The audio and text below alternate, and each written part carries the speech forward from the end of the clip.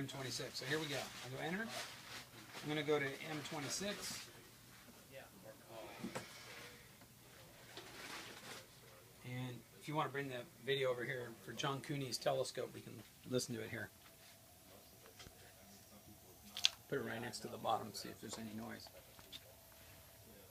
Just a normal tracking noise.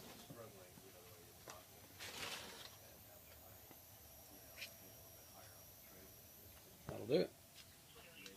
Makes a normal tracking noise. It goes and points to all the objects the way it should. I can make it go to M22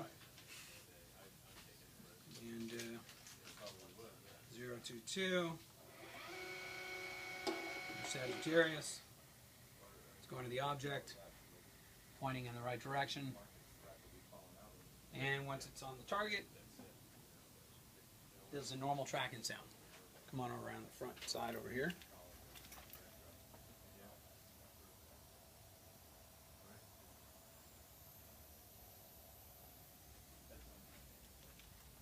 That's it. This concludes Dr. D's session of the CPC 1100.